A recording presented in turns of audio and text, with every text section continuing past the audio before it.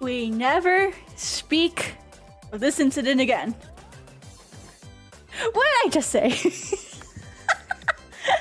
Thank you so much, 𝗕𝗿𝗆 for membership for 3 months, 3 streams and a meet and greet one day. What a hardworking hour. How does she do it, chat? How do I do it? Yeah, how do I do it, chat? How do I do everything in one day? I do 3 streams and a meet and greet. I am the hardest working idol in the whole world. Can I get a hell yeah? Can I get a hell yeah on that? Thank you so much for the membership. Thank you. Talk about what? Yeah, I don't know what you're talking about. I don't know what we're talking about. I don't know.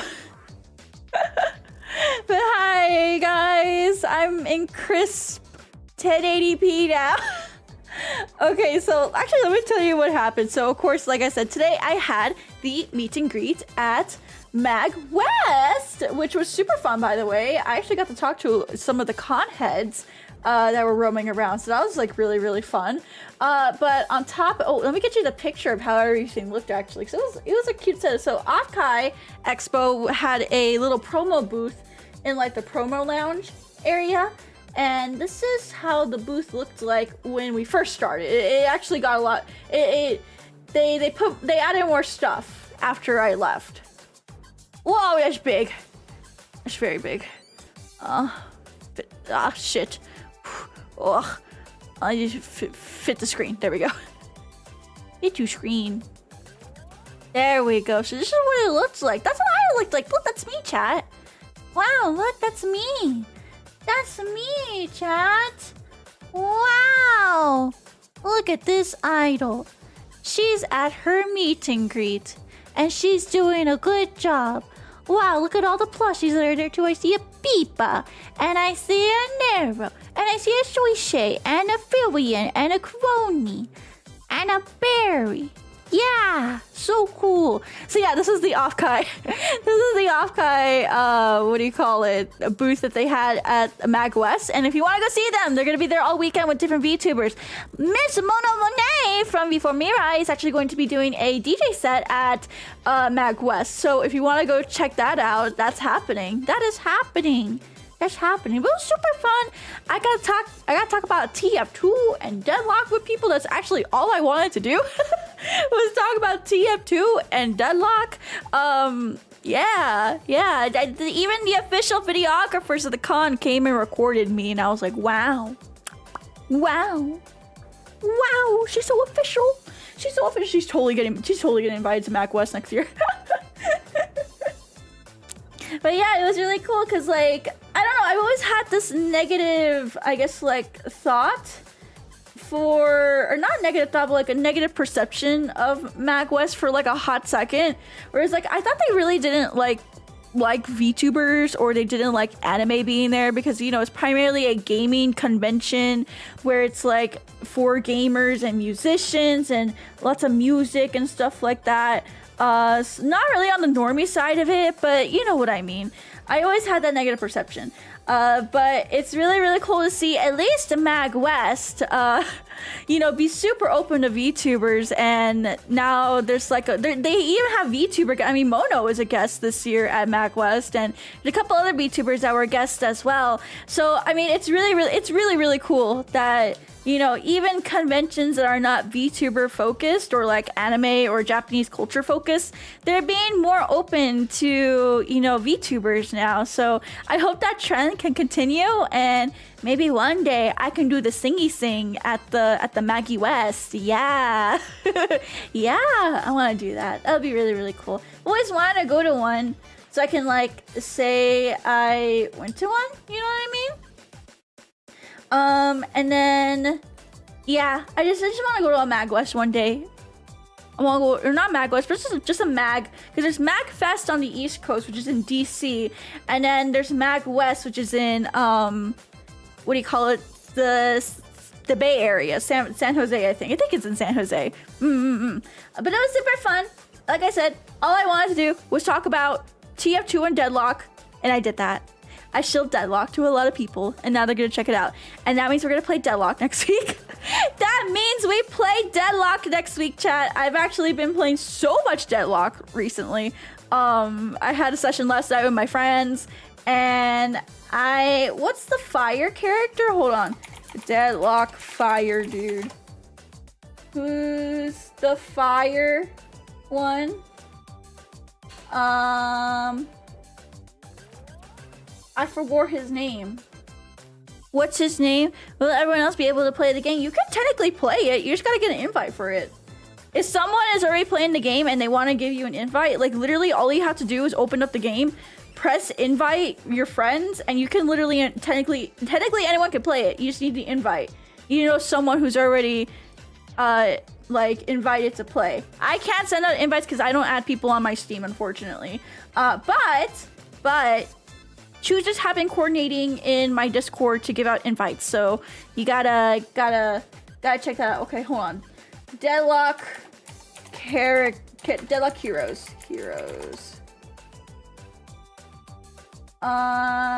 Infernus, that's his name. Infernus. He's been really fun to play, actually. Infernus is super fun to play. I think I am the most decent. They also added another character yesterday. Yeah. They added another character yesterday. And their name is, what was it, Mirage? Yeah, Mirage. I tried out Mirage. He's a little too complicated, I think, for my opinion. They also changed Viscous. They changed Viscous' design as well. He looks a little more kawaii ugu, but he still looks pretty good. He fares pretty good. I'm very excited about that. But yeah, I'm sorry. That Deadlock tangent. We should not be tangenting given how much time I've already wasted for you guys. But welcome in, everyone. Welcome. Today is Friday. Happy Friday! Happy Friday, everyone. Happy Friday, everyone. Today is Friday, September 27th, 2024. And today, chat, it is the final full week of the month. And you know what that means, chat? Every final full week of the month, you know what we do? We do monthly Q&A! Yeah, monthly Q&A. And I already forgot to repin the Q&A message. So I'm going to do that real quick. So how to send a question. How to send a question. Or how to ask a question. Send questions to my wave box. And then we're gonna do a little arrow. Yes, I do have a place where you guys can submit questions without YouTube being fucking weird, because YouTube is fucking weird. So here is that. You can, oh, wrong one. Fuck! Wrong link. Give me a sec, that's the wrong link. That's not the right one. That's the one I have for when I want to see messages. You guys need this one. There we go. That's the correct one. I'm just a ball of mess today. I'm really just a big ball of mess. Just big ball of oof. That's the best way to describe it. Big ball of oof. Can I get a big oof in the chat? Big oofs in the chat.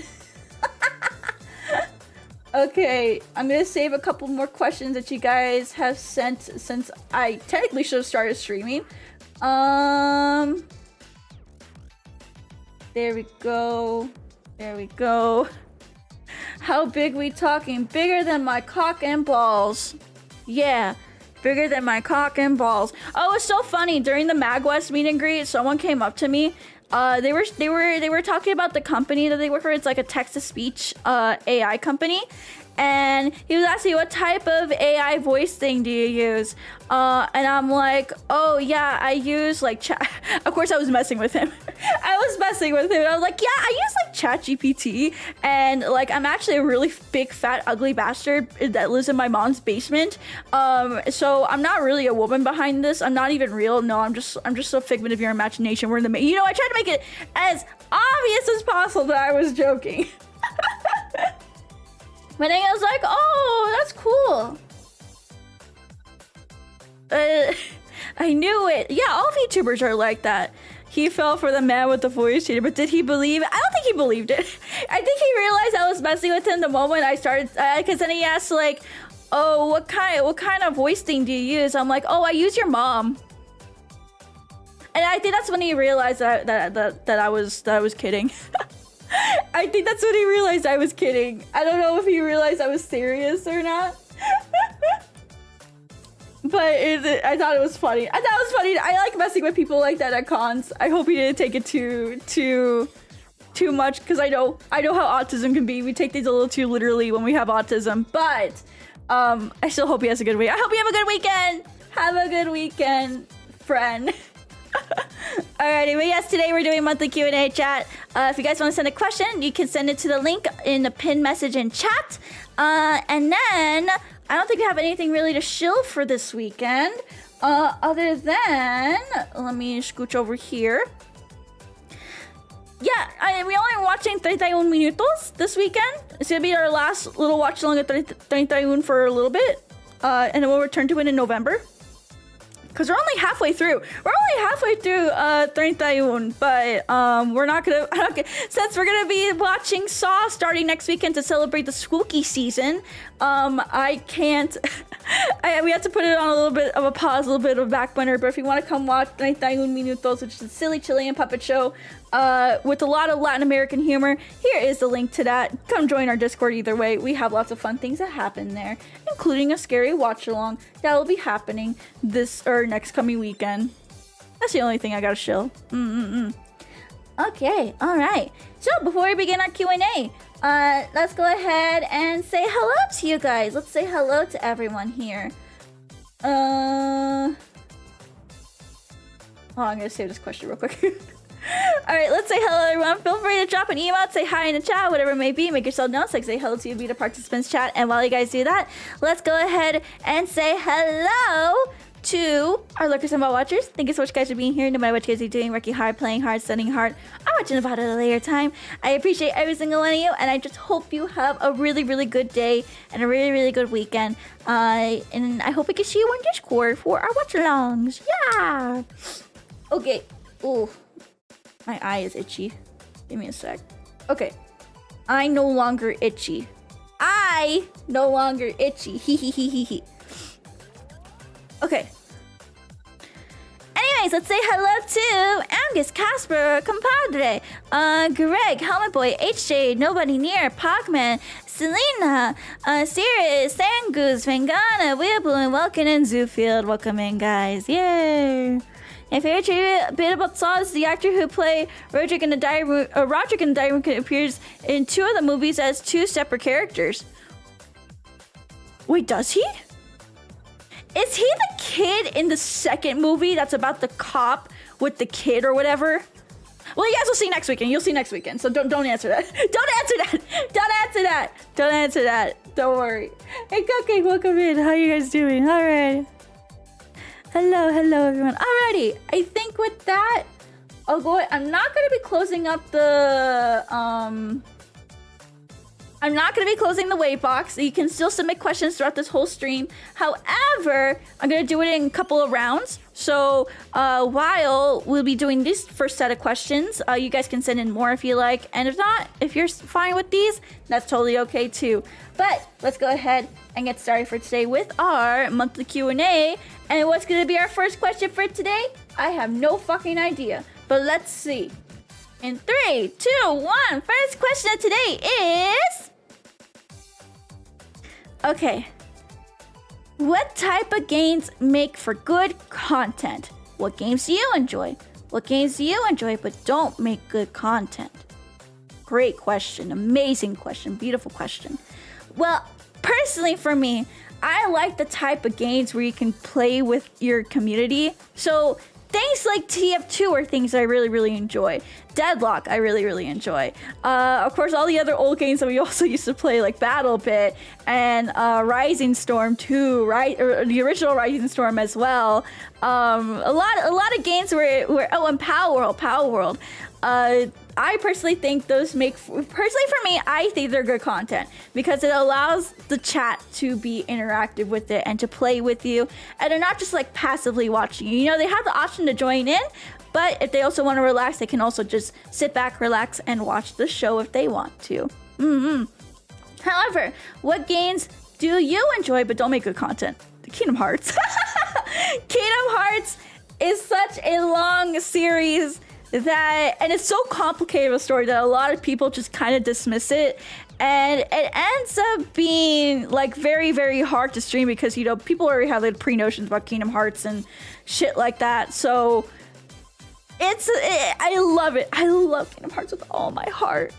But sometimes it makes for bad streams just because it gets so focused on the game too. KH1, we're gonna finish it! I promise! I have it set for next month that we're going to be finishing it, okay? I promise we're going to be finishing Kingdom Hearts. But I have way too many special events going on that take a little bit more priority. So give me a couple more weeks and then we will play Kingdom Hearts again. Okay, and we're gonna continue to 2. We're gonna continue to Kingdom Hearts 2. But thank you so much for the question, Anna. Thank you. Hi, I like both your older and newer models. So what's your inspiration for them and also for the changes? I know some stuff are kind of obvious, but I mean the non-obvious stuff. Well, so the big one that I think I talked about before, but it's not really obvious when you see like the change like just on the surface, is that I kind of lost contact with the original model artists that I had. And also, I don't think they like me anymore because of who I am as a person. They're from a different community that I used to interact with that I no longer do. Because I was unfortunately burnt out and harassed a lot in there, to the point where I eventually transitioned to VTuber to kind of get away from them. And at first she was super happy that I was getting into VTuber, and I asked her like to make my model and everything, but ever since, like, you know, I made it very obvious I want to be away from that community and don't wish to interact with it anymore. It was kind of hard to get into contact with them again, and they moved on to different projects. They're not really primarily an artist anymore either. They do art, and they tried VTubing, but they have another project that they're focusing on. So the reason for the model change was because I no longer have contact with that artist, and yes, it was because of the Pippa interview. I don't think she was really a fan of that interview and kind of cut me off. So I had no way to kind of get updates for that model, no way to get new outfits by the same artist, and because of that, I've been wanting to upgrade for such a long time, but that really kind of motivated me to like really go forward with like an upgrade. And I'm very thankful I found Nina Mama. She does such a good job, and Aria Mama, she does another good job with the rigging as well. So yeah.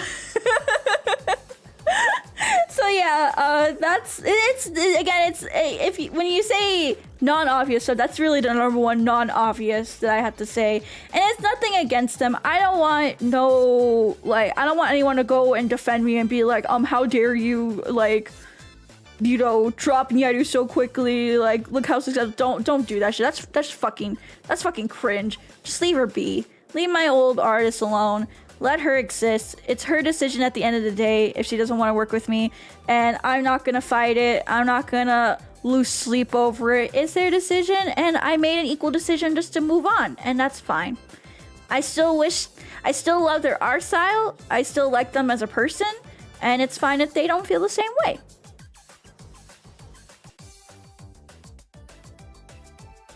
Yeah. Yeah. Is it bad taste to ask for a different artist to make you a new outfit? Not really. There's a couple of VTubers out there that ask for different artists to either design or make a new outfit on top of your model. It's just not commonly done more because here's the thing. Some artists, they have a completely different art style that's nowhere similar to like the art that you already have like as your main like body. But it is possible. It's not really that taboo. I've seen people do it, but for me and for a lot of people, they like the consistency of keeping the same artist with the same style, same shading, same everything, because it looks a lot more appealing and better to the eyes. because then you notice like certain things, like that shading doesn't look the same as the other shading. And then of course people get really stupid and say like, well, you have why you use AI or some bullshit like that. So you gotta be really careful. But that's the number one non-obvious. But yeah, that's like the number one reason why I kind of changed everything. It's just lost contact. I can tell she didn't really want to be around me anymore, or do anything for me, and that's okay. Again, that's her decision at the end of the day.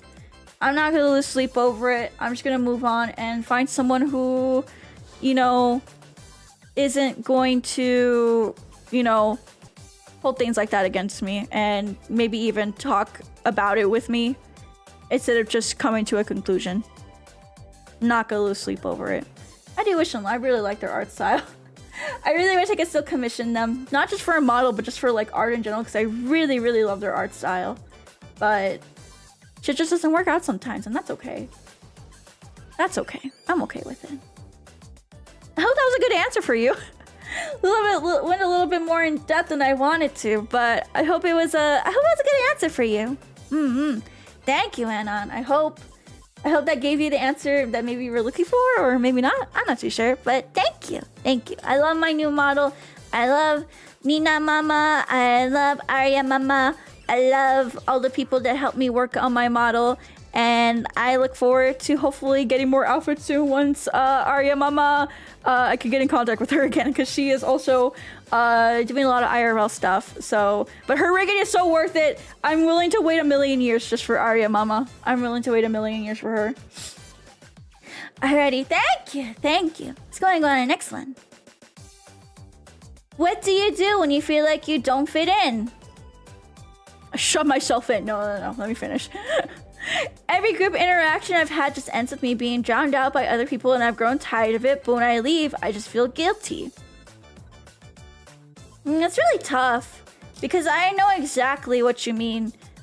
I was basically like that a lot during my elementary, middle, and high school days. So I don't know what I think. I just learned to like, for me at least, this is definitely something I learned to appreciate more now and then. It's just appreciate my own presence, because if you don't appreciate the presence of yourself, you probably aren't going to, I don't want to say put effort in, but also appreciate the ones that are also around you. But also as well, I definitely learned over the years I'm the type that likes to observe people, and I like to observe the situation. I like to observe the conversation, not really partake in it, but just kind of observe and watch. And if they ask for my opinion or like my take, or like they include me in the conversation, I just let it naturally happen. I don't kind of force it. I don't know. Another thing is I'm also a woman, so I'm probably giving really bad advice about this. I would not listen to me. I like to watch her, doesn't she? No, I don't. I just kind of give off that I'm listening sort of vibe. I'm just kind of here. But I know exactly what it means, like not to like fit in with the group. I kind of had that feeling recently as well. For me, what I think I would do, and again, I'm a woman, it's probably not best to listen to me. But what I would do probably is just observe. I don't know, just observing can be fine. Especially if you're new to a situation or you're new to people, it's okay to just observe. You don't really need to leave. Now, unless they give out the vibe and they keep saying like, or they keep like actively not including you, that's definitely when you need to make your exit. But a lot of the times, it's very unintentional of it happening. You're the type of person that the hotel cuck chair is made for. Yes. Yes. The hotel cuck chair is made for me. I will just observe. I will observe and be very satisfied with that. I don't know. I think you also need to recognize that it may not be intentional, that they may be making you feel like that. Most of the time, it's just about like kind of shooting your shot and seeing where it goes. And if it's very obvious that they make it like known that, you know, like they give you like, you know, this look. Hold on. Normie.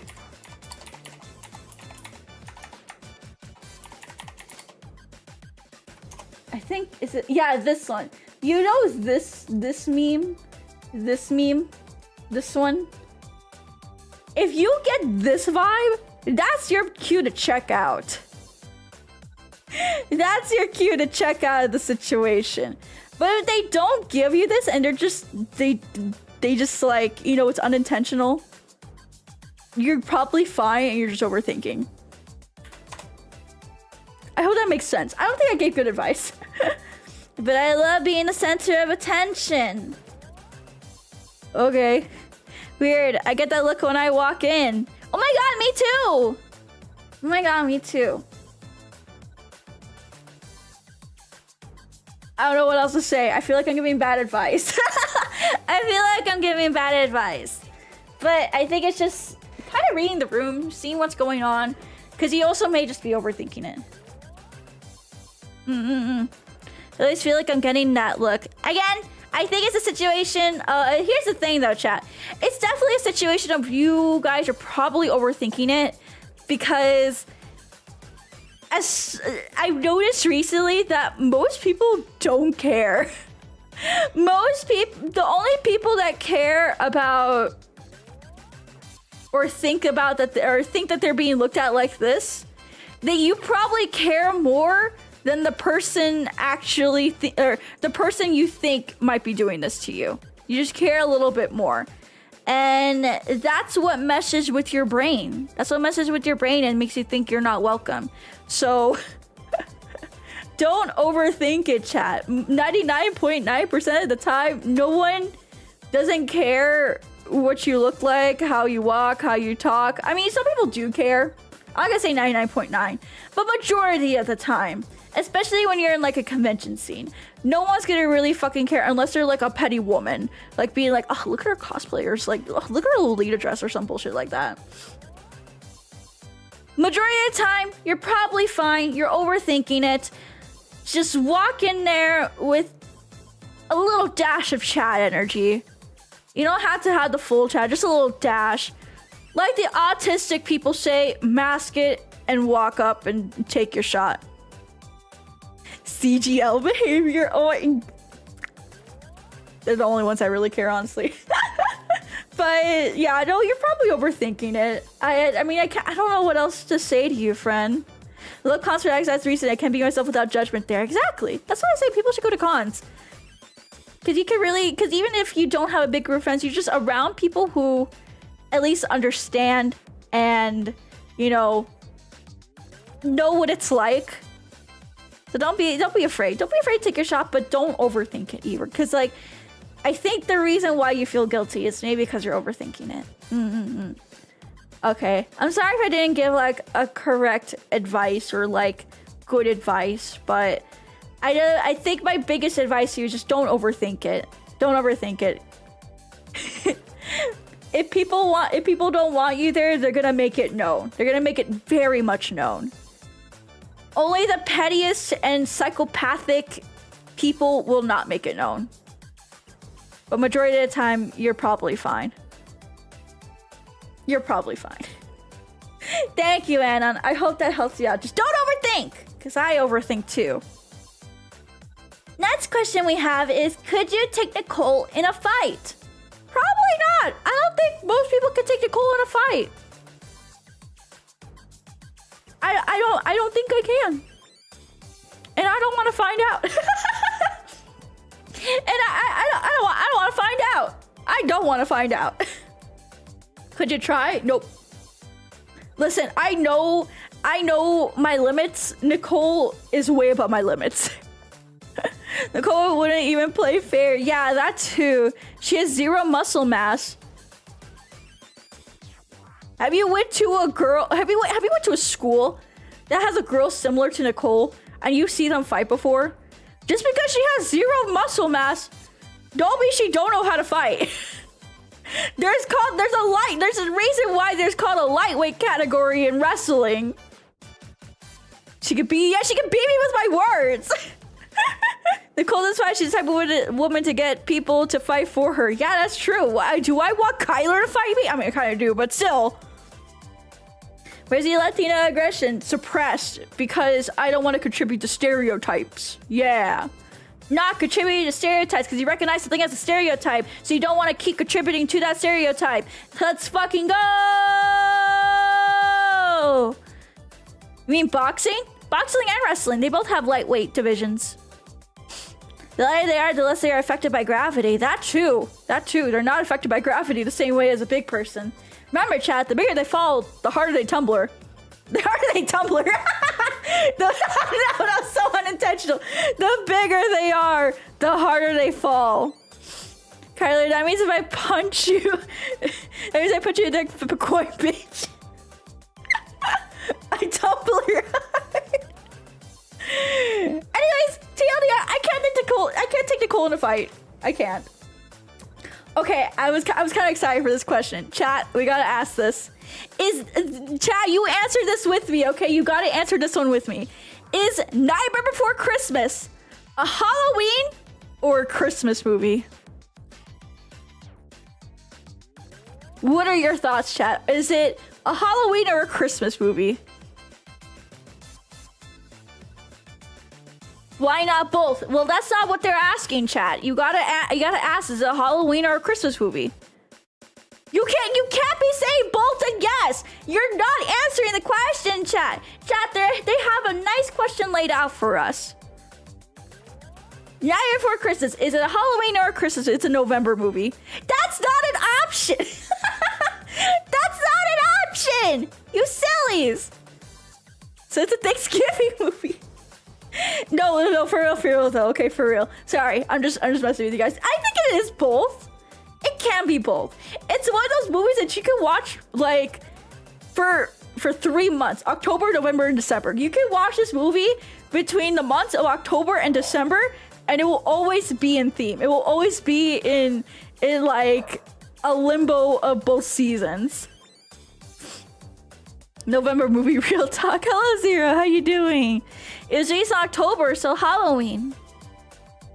Okay, but what about September? No, you can't watch it in September.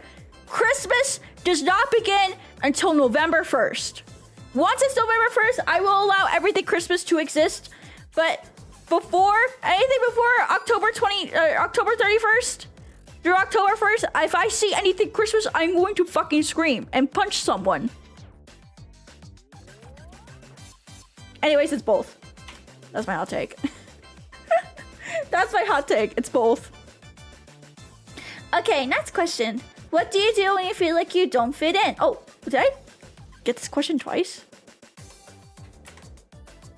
Eh?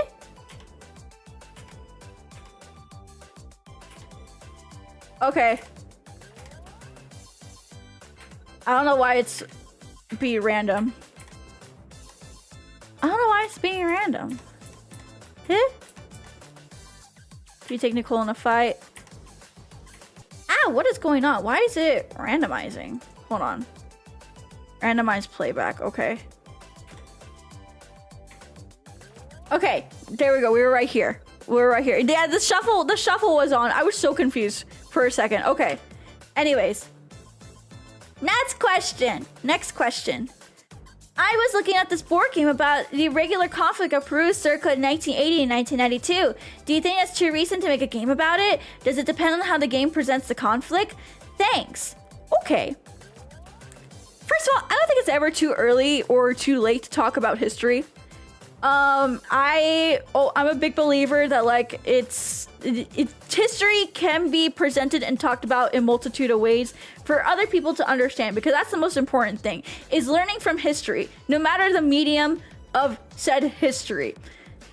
However, I think it does depend on how the game does present the conflict, because if you don't know about this era of Peru, pretty much it was like a time when the government kind of fell due to like a lot of economic bullshit. And because of a certain Japanese person coming into the power, who also kind of egged on a lot of terrorists and did a lot of pews at the most innocent of peoples. Fuck, they even had curfew. If you weren't in your house by curfew, you would get fucking shot in the street. Doesn't matter if you were a terrorist or not. So while I don't think it's too recent to make a game about it, I don't think so. I think it's never too early or too late to make different mediums that teach us about history or present history in a certain way. I think I've never been, I never understood that kind of mentality. However, I will say it will depend on how the game presents the conflict. I'm definitely one person that likes it a little more comedic. Just because, again, my family is from Peru, and they did kind of have to like go through this conflict. By the way, they did have to actually like escape because of this specific conflict. Let's just say, if it's humor, I could probably see my family even laughing at it. Maybe you definitely would need to be done in a more, I guess, like tasteful way. I don't know if that makes sense. I don't know if what I'm saying is making sense. But I think it does depend. But I'm also interested in seeing it. If you can send me the board game details, I'd love to see it, and I can maybe give you a better example of it. But first part of the question, nah, it's never too early, never too late to talk about history, no matter how it's presented. Does it depend on how it's presented? Maybe. Depends. I need more context. That's what I'm trying to say. Can't wait for Black Ops 7 to take place in Peru in that era. Oh my god. I'd love to see that.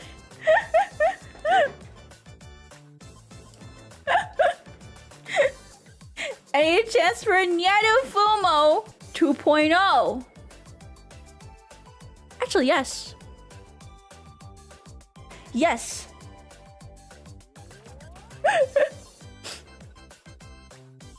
Yes. But I can't tell you more details.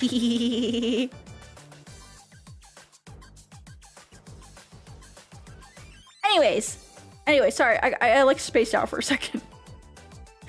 You like Sentai from the one you saw. Yeah, Boom Boom! I love Boom Boom Rangers. Boom Boom Rangers. Hold on. Boom Boom. Yeah. Boom Boom Rangers. Boom Boomers. These guys. Yeah, this is one of my... I'm not even keeping up with the fucking show anymore. I'll be so real with you. But look at this shit. You can't tell me this shit looks fucking sick as fuck. I saw one episode when I was in Tokyo, and I completely fell in love with it. Look at it. Doesn't that shit look sick, chat? They have wheels for heads. They have wheels for heads. This shit is fucking great. We gotta do a watch along of it, chat. Maybe in November, this could be our watch along. Yeah. I like Boom Boom. I haven't kept up with it though. I'm so sorry. I watched one episode. I started buying merch, and I almost went to their Tokyo Dome stage show that they were having. And my favorite one. I don't know why he's my favorite. I just think he's really, really silly. Is Boom Boom Violet. I just think he's a silly guy. He's a very, very silly guy. If you see him in the show, you know exactly what I mean by how silly he is. Like, look at his seiyuu. His seiyuu even looks silly. His seiyuu looks really, really silly. Copy and replace. Yeah, look at his seiyuu. Very silly. Very, very silly guy. I think it's because he's smug. Yeah. I think it's because he has a very smug look to him. His demeanor in the show is also very smug, but that was based off one episode. Back up, we peaked as a society with tokusatsu. But yeah, that's the show I've been wanting to keep up with. Boom Boomers or Boom Boom Rangers. It's just Sentai dudes and girls with car wheels, and they literally transform. Like, hold on, I'm sorry. You guys, okay, you gotta watch the fucking trailer for it now. I will probably get bonked for this to infinity and beyond, but Munjer. I'll get bonked so bad. But I don't care. I don't care. Okay, that's the ending. I like the ending too.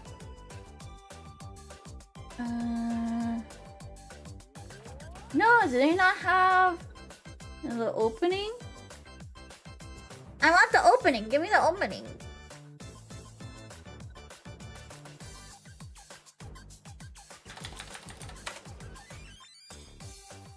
Okay, they do. Oh, no, I got it. I got it. This opening is fantastic. Okay, now let me get a window capture here. Window capture. Ah! Sorry, you're seeing my really cringe shit. Yeah. Okay, ready, chat? Ready? Ready? You ready for peak? Are you ready for peak, chat? You ready for peak?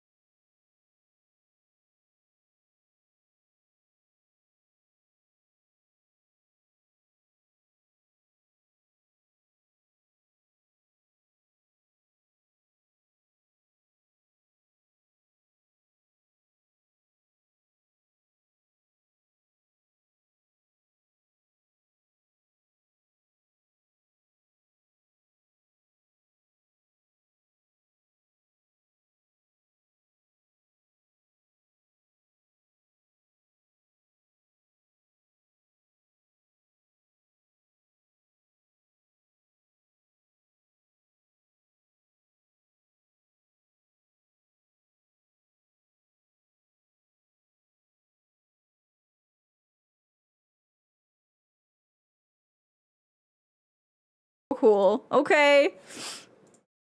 10 out of 10 show. Highly recommend. Highly recommend. But yeah, that's how I feel. That's 𝗏𝗏𝗏𝗁𝗁. 𝗏𝗏𝗏𝗁. So good. How fluffy is the big marshmallow on your head? Obviously. Not fluffy enough. Also, I don't know what marshmallow you're talking about. There's nothing on my head. It's only my beret. Do you want to eat the marshmallow, though? Do you want to eat my hat? Is that what you're trying to say? Well, here, take a bite. Take a bite.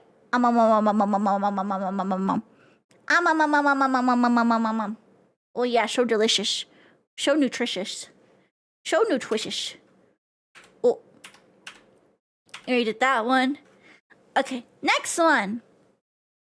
I accidentally bought 2 happies. Do I keep coping and singing as brown woman laughs and takes my money? You can always give it away to someone and be nice. We could resell it. Maybe a little bit cheaper. Oh, BGM Doko, thank you. I mean, but here's the thing though. If you did buy 2 happies, one can be for display or for backup. And then when you take the other one out, you don't have to worry because you can get that one as dirty as you want. Or if it does get dirty or torn, you have a backup. Listen, you gotta take the 𝗠𝗏𝗁𝗁 method a little more seriously. You buy 2 of everything. You buy one to use and play around with and get it dirty and messed up. And you buy another one for display and to keep it clean and nice and safe. Or you could buy 3, where one is like the one you actually used, you have a backup for the one that you actually use, and then the other one is just for display. That's why you always buy 2 or 3 of everything, chat. Come on, chat. Come on. Solid idea. What color is my lightsaber now? Not too sure. I'm gonna get a display mannequin then. Heck yeah, see, there you go. Get creative with it. It was so worth it. One to use, one to lend, one to collect. Yes, exactly. The 𝗠𝗏𝗁𝗁 method. Come on, guys. You guys should have watched Lucky Star and learned from the best. Come on now. Come on, Chad. You had to learn from the best. But that's what I would do. Don't sneeze about it. See it as an opportunity. Okay. How do you stream for long hours and maintain your voice and mental well-being? I literally, the moment I end stream, I don't talk.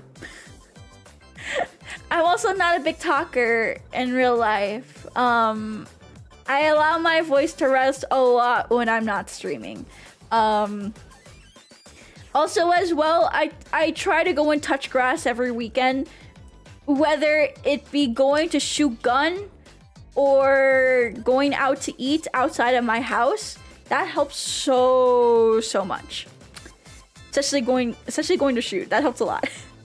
But that's how I do it. So after I don't really do like a lot of talking before stream or after stream, unless it's for like, you know, practicing something or I need to have like a meeting or anything like that. I try not to talk. I also keep myself very hydrated. Hydration is super important for your throat. And I've been kind of bad at that recently, but it does help out a lot. And then of course my mental well-being, I have my doggies. My doggies keep me sane. Doggies keep me sane. Going to shoot gun keeps me sane. Going out to eat some very delicious food every weekend like helps me keep sane. And honestly, I think I perfected the method of me being able to stream like, I don't know, 3 times a fucking day and then able to still come back the next week and still have a full schedule. You know? I hope that helps. But it's just kind of learning like what you need to do for rest and what you need, because like what works for me may not work for everyone else as well. So like for example, not everyone really has you know, the opportunity to not stop talking, especially if they're at like a customer service job or they're at a job where they're like project manager and talking to so many different people and having so many different meetings every day. As well as your mental well-being may also depend on what you like, what you personally like, what you like to do, maybe what you don't like to do, what your options are near you. So while I say, you know, going out to eat every weekend at a super cool place, going to shoot gun, not everyone has access to that. So just figure out like kind of what works for you. What do you like doing? What is your hobbies that you like? I'll have a hobby outside of stream. It helps so much too with your mental well-being. Don't make streaming like your only hobby. I think that's another one. That's definitely another one. Don't make streaming your only hobby. Have a hobby outside of streaming. Have a hobby outside of your hobby. There you go. But yeah, that's what works for me. But again, I don't want it to come off as me telling you this is what you need to do.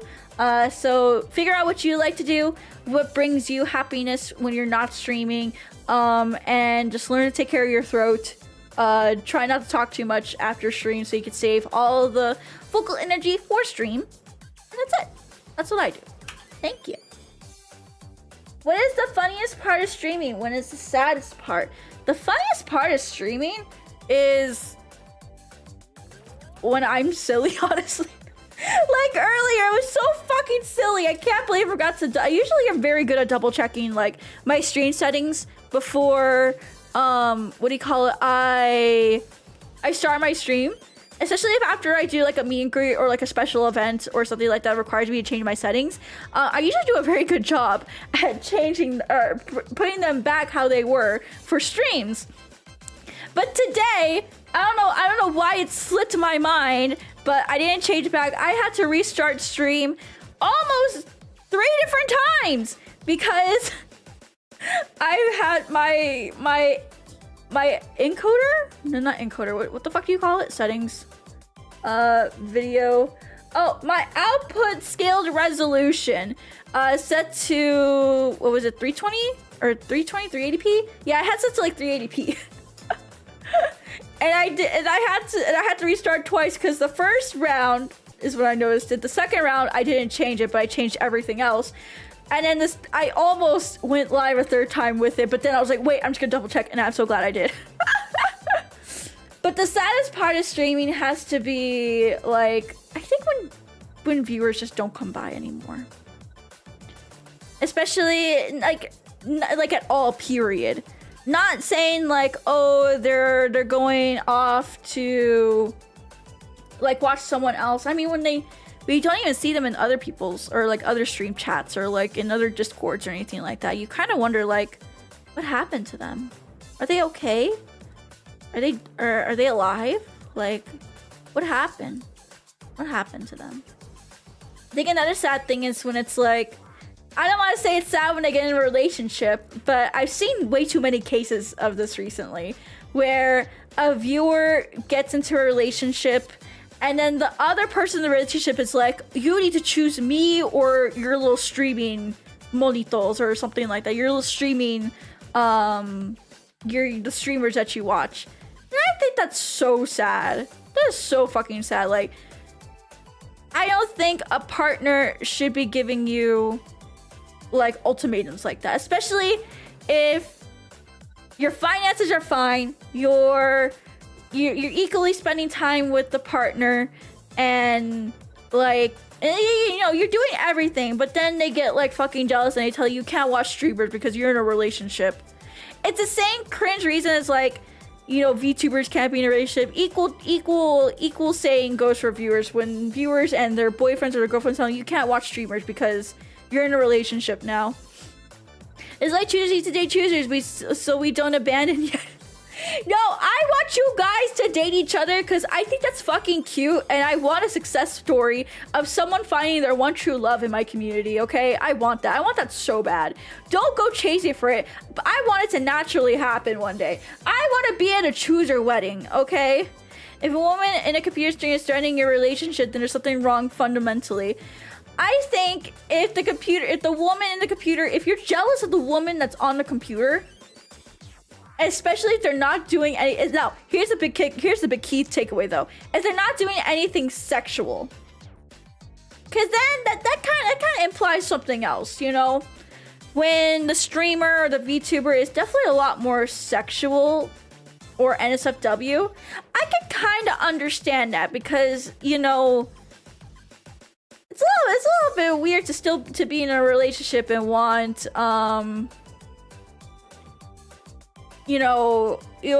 watch basically, like, I don't want to say porn, but you know, it's a different implication when it's someone like me or Pippa or fucking Yana, where we're not doing anything, we're just kind of being silly girls on the internet, just playing video games. Like, that's literally the least most threatening thing. We are not here to take away your relationship. We're just kind of here to be entertainment. That should be taken as a comment because they see something and then they see in Nyaru. I don't take it as a comment. I think that's it could be equally offensive.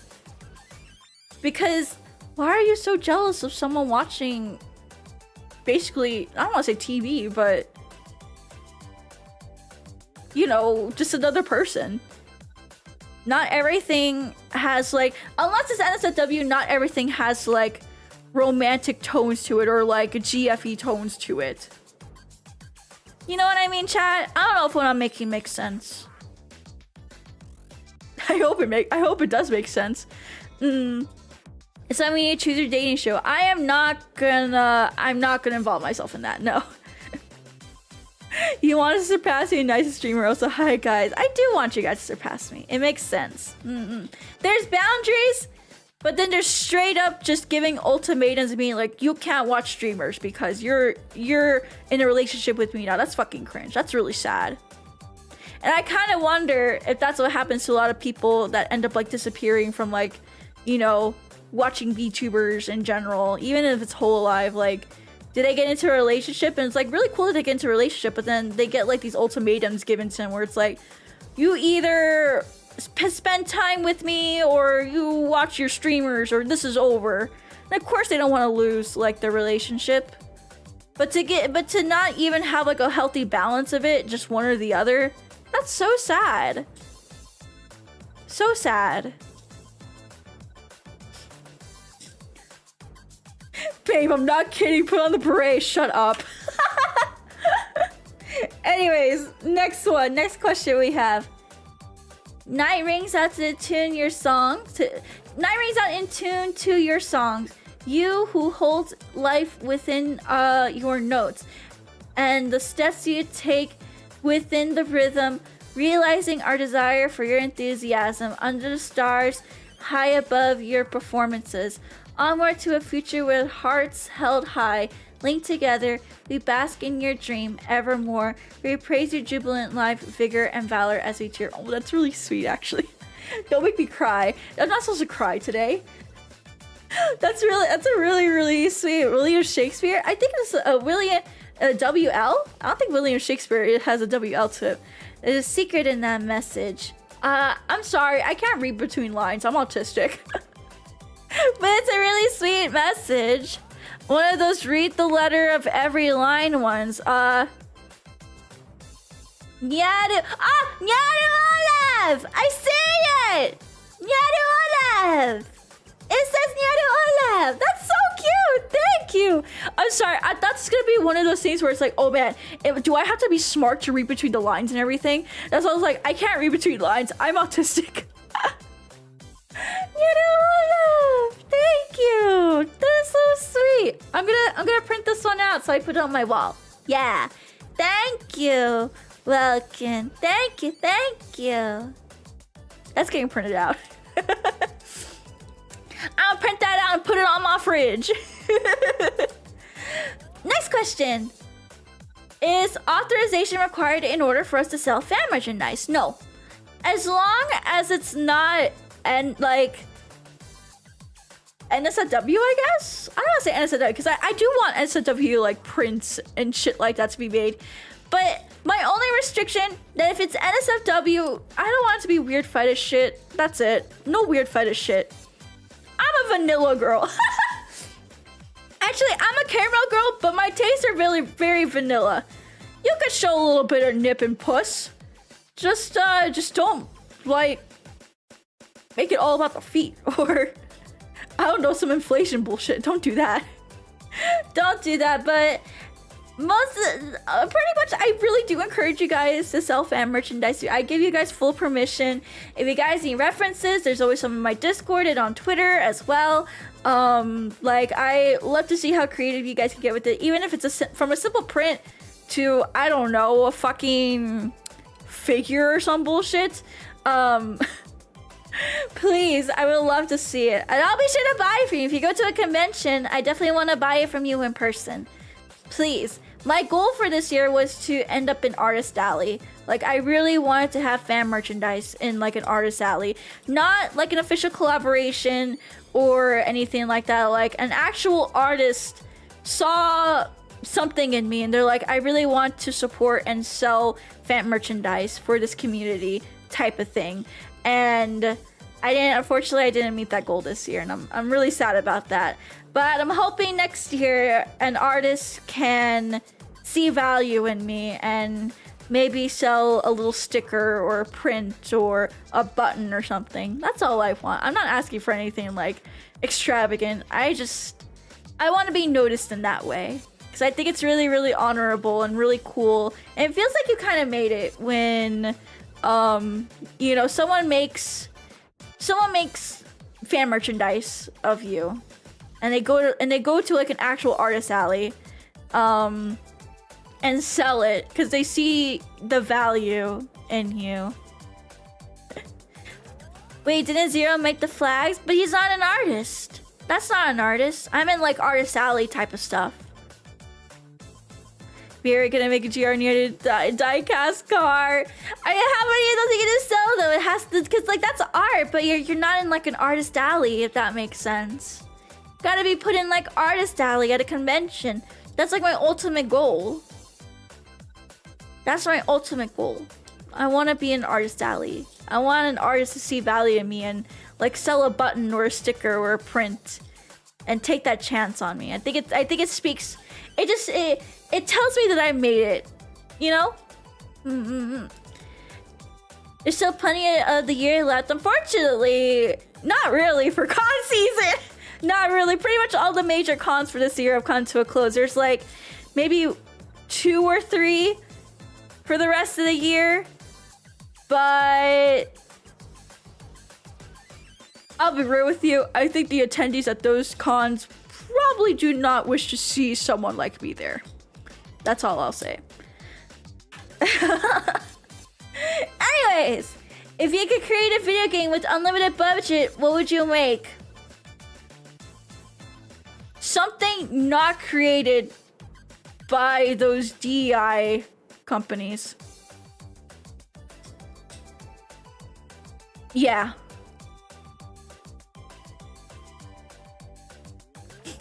I don't know if that makes sense. Cause you know, like the what's that one company that like the diversity type of people? Yeah, I would just pay them off to leave me the fuck alone, so I can actually make whatever game I want. Yeah, like games like Concord, Sweet Baby Bridge. Yeah, they're called Bridge now, right? Yeah, if I could create a video game, my first act would be paying them off to leave me the fuck alone so I can make whatever game I want. Sweet Baby, yeah. Honestly, I had a really funny scheme about that. I want to pitch this to you guys, 'cause I think this is a funny scheme and I kind of want to do this. I need to keep up with a wannabe Gamergate. Yeah, wannabe Gamergate. That really is what it is. I thought about expanding my consulting services to games that need quote unquote the diversity the diversity hire, and I'll go on their team as a diversity hire and tell them, yeah, that's fine for everything, because that's exactly what those companies are looking for.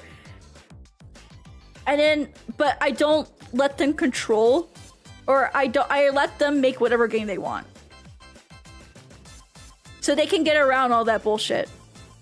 Because I'm brown, I'm a woman, I'm sick mentally and physically. I check off every single thing that those companies look for and what they look for in a team. And if I can be the bypass just for a great game to happen, hell fucking yeah. I am the diversity hired. I will take full pride in that if that means we can get really great video games made without any fucking bullshit. I can say good morning, Tao. How are you? But I am the diversity hire. How does that would that even work? I don't know if that would work. But I thought about that for like a hot minute, just like, especially working with Japanese companies, because Japanese companies tend to be like the main targets of like those type of people. Oh, it's the video game industry BS gonna happen. Yeah, no, but I'm gonna be the token camera woman so they can get the protection. Yeah, I want to do that. I want to do that. I just want great games to be made. Like fucking Deadlock. It's great. I like Deadlock. There's a little bit of like, you could definitely tell there was like someone definitely whispering something like, oh, you need a little bit more or something. But I mean, they at least are making a great game and it's not shoved in like fucking Concord. You know what I mean? But I want things like Senran Kagura to come back to the Western market. I want things like, I don't know. I don't want things like Assassin's Creed to happen again, definitely. That's what I don't want to happen. I want games like Class of 09 to continue being made. Dark humor, silly shit. And if me being on a team just for the sake of being on a team so they don't have to get bullied into putting something in that obviously doesn't fit or feels forced, fuck it, I'll be there. Unless it's Flipside. Man, people fucking hate Flipside for the wrongest reasons. I hate that people hated Flipside. And now I'm gonna get a whole bunch of people being like, actually, Flipside was just so bad. I literally do not fucking care what you think about Flipside. I think it was really good. I don't want to hear it. I really don't. So that makes me feel better with the economy taking DI departments are done. No, they're being renamed.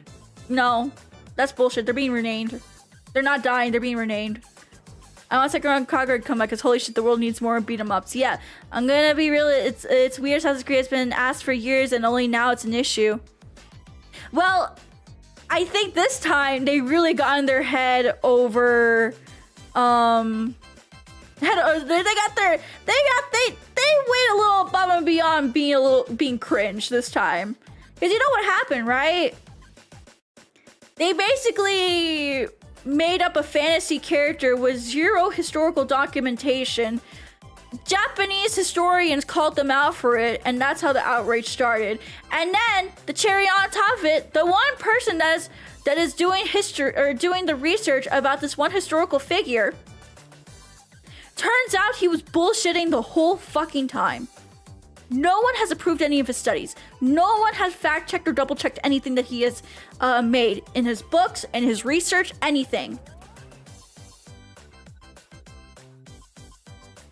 And that's what people are upset about when it comes to the game. Not that the game mechanics or like the story is asked. Because here's the thing. I think if they phrased it differently, it would have been fine. Just say it's a fantasy character. That's it. He did exist, but whether or not he was actual samurai is heavily debated. It is heavily debated. But there's no proof but them coming forward and saying it is 100% the truth that he was a samurai. That's where people had the issue. They were framing false evidence as truth. He did exist, and the character could have been heavily inspired by him. But for them to go out and say that this is accurate to history, and if you don't agree with us, fuck you, you're incorrect, and you're whatever isms they want to use, or isms, whatever, phobics, I don't fucking know. That's where people had the issue. That's the main issue. The guy was living the dream of turning their fanfic into reality. It still would have been a grindy slot to pay to win, but that's not the reason why people were upset. And I want to point that out. People are not upset about the game mechanics. They're upset that inaccurate, unproven history was shown as, or it was perceived as truth. My sources, I made the fuck up. I get it. Yeah, exactly. Exactly. I feel like getting worked up over a game that revolves around the fake genetic memories and mystery treasures is a little silly. Yeah! Like, here's the thing. Like, I think it would have been okay if it was a fantasy character. Or heavily inspired. No one has a problem with that. No one had a problem with that. People not wanting people to rewrite history, telling people that's now a good thing if Ubisoft does it. Pretty much. And also nobody would have known the game was coming out had there not been any outrage. Yep, exactly. Dang, Yasuke's battle theme is hip-hop. Oh, that's not okay, actually. That's not okay. Again, if it was a fantasy, if they said loosely based off of, if they were like, this is a fantasy character, like, we just really liked the character. None of the history is proven, but we just really liked the idea of it, and it's all loosely based off. That's fine. But they didn't. They didn't do that. They decided to double, triple, quadruple down on this. And they pulled out. Ubisoft pulled out of Tokyo Game Show this weekend. They could not booth because of all the Japanese outrage. Because I was there when that controversy originally dropped. And I was on Japanese Twitter because when you're in Japan, you get put on the Japanese side of Twitter. Oh my god. Were people fucking upset about this? A lot of people were upset about this in Japan, and they're trying to frame it as no one was upset at it. What are you talking about? They were literally gaslighting. Like, no Japanese person was upset about this, and then so many people came forward and were like, actually, no. Yeah, it's a nice idea. Listen, I don't mind it, but they really fucked it up. They really fucked it up. They fucked up the franchise for the rest of its life. No one could ever trust the Ask-Creed series ever again. God, I grew up with my dad watching him play it. Really sad how far it's come down. That's my hot take. TLDR, if I could create a video game with unlimited budget, I would use the budget to hire myself to protect people from those really cringe, like, diversity companies, so that way they can make whatever fucking game they want. Because I think having games where, yes, shit makes you uncomfortable, shit makes you think, shit makes you sad, shit makes you, like, you know, you should be able to consume media that you don't like. As long as it's legal, of course. As long as it's legal. And not hurting anyone. The whole point of a good story is to make you think, to make you feel something, to make you, like, I don't know, maybe appreciate life a little bit. And if you can only consume one specific type of story, you're never gonna fucking, you never consume, or you never consider consuming it. You stay stuck in a bubble. You're gonna fucking regret it for the rest of your life. And you're never going to expand your world and expand your mind and expand, like, the different narratives and different opinions and point of views that people have. That's the one reason why I love Class of '09. Why I love the flip side. I love it to death because you see a different perspective of someone that, yes, it is sad. Did Jekka deserve it? Absolutely not. But that's what made it a good series. Because it makes you uncomfortable. It makes you think. It makes you feel something for once. Not just happy, humorous bullshit. Like, yeah, the first two games, they're fucking hilarious. But I'm so glad we saw a real side of some of the characters. A more in-depth look into one perspective. I love it for that reason. And a lot of people are dismissing it because they completely miss the whole point of, yes, it's supposed to be uncomfortable. It's supposed to make you feel sad. That's the whole fucking point. Good art is what the artists not what the audience. Exactly. Yes, it could have been good if you didn't get kneecapped by suits meeting quotas early on. So true, 𝗠fic𝗺. So fucking true.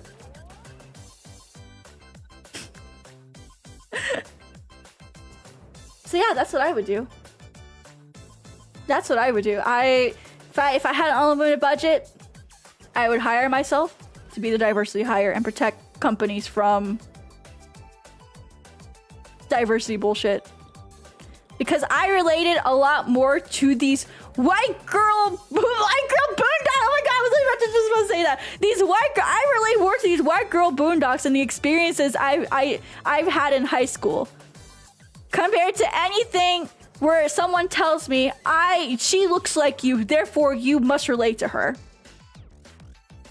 I don't go based off that. I go based off of, is the story good and can I relate to the story? Not because someone looks like me. But yeah, that's pretty much what Class of '09 is. Just white girl boondocks. Sorry to be cringe and preachy. I hate being cringy. Wait. If we're gonna be cringe and preachy, I think we need this music.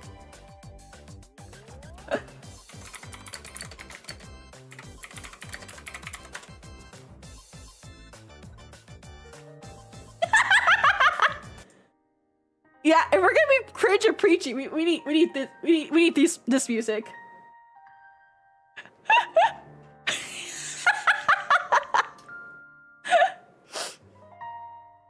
White girl boondocks, so like female South Park, pretty much. I mean, South Park did have what do you call it? Like a white girl episode, I guess. Okay. I can't with this. I can't take it serious. I can't take it serious with that music, because I laugh every time I think about silly things. Good goddamn and true. It is. It's just white girl boondocks. It's just so silly. It's so silly. It's so funny. I fucking love it. I hope more people can maybe reconsider the themes of, you know, flip side, and kind of reevaluate why they're uncomfortable, what makes it uncomfortable, and that it's okay to be uncomfortable, but it's not okay to go after a creator for making you uncomfortable. If you don't like it, just move on. That's it. But to outright harass someone because the game that is very... Listen, I'm just so surprised that people had a problem with the foot stuff, but not the white supremacy arc. I think that just tells you a lot more about TikTok girlies and how also sex deprived, or not sex deprived, but sex regressed this generation is. Sex is fine. It's fine to go. I hate it when people tell. Sorry, I'm gonna get on a rant. I hate it when people are like, "Ooh, you like a woman? You're such a gooner. You're a gooner. Gooner this, gooner that." So fucking what, man? So what?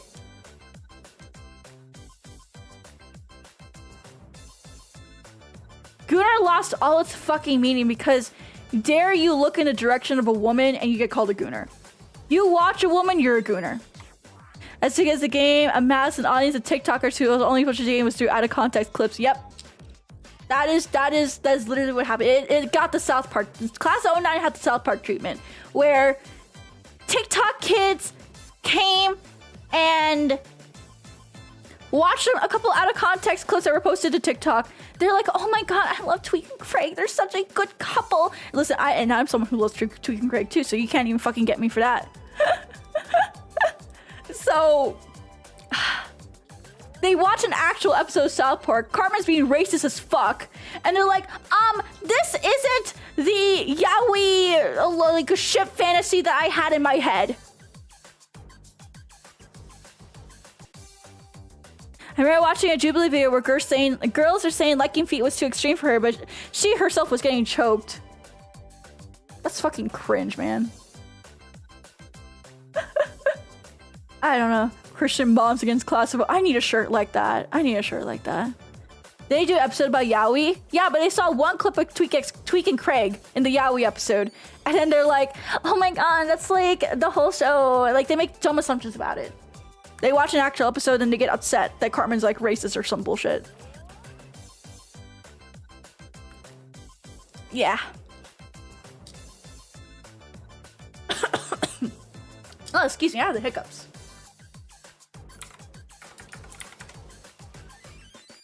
Before I forget, hello, man spider, welcome in. South Park started before they were born, right? We really got to stop letting kids have access to 18+ games and shows, because goddamn, so true, Oomphy. Tired of kids being in 18+ spaces. But yeah, I'm sorry. I started to go off on such a ranty tangent. I don't mean to get so preachy. It's not my prerogative to get preachy like this, like every single time we have a Q&A.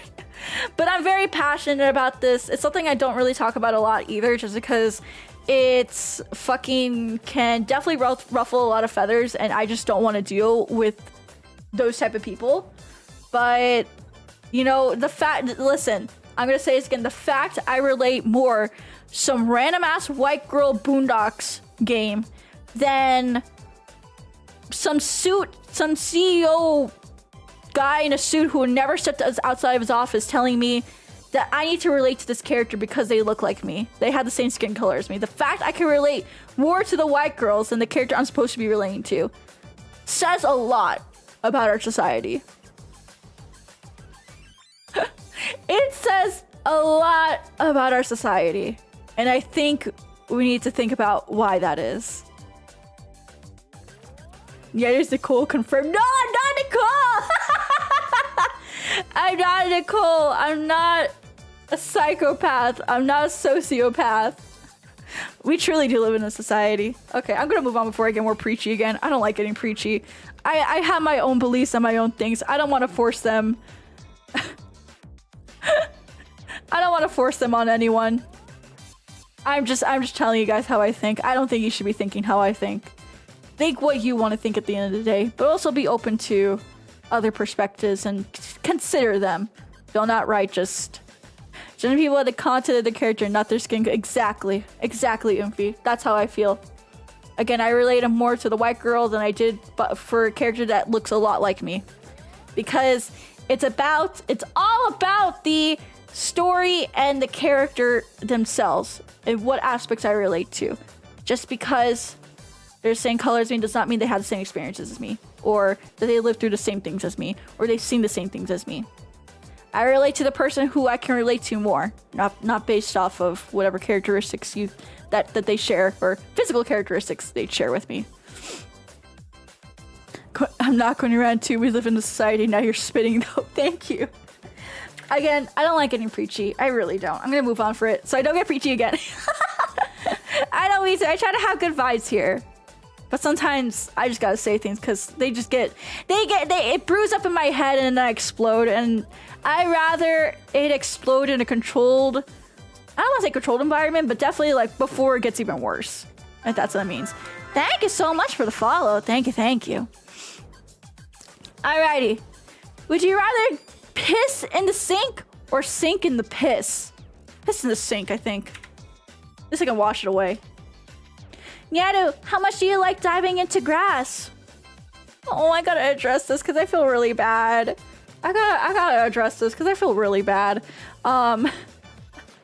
So, of course, dive grass tournaments are going on right now on the silly little basket weaving forum board. I have not done a single stream for that, and I gotta explain to you guys why. I'm scared to. Legit, I'm just scared to because we're doing good! And I do not, because every time I stream, we lose. And I don't want to watch it if that means we're doing good. Because if I watch it, we're gonna do bad. So, until we make it possibly to the finals, I'll consider the finals at least. I don't want to, I'm not trying to jinx it or anything. I just noticed a pattern and I'm going to stick to that pattern. Okay? I'm sticking to that pattern.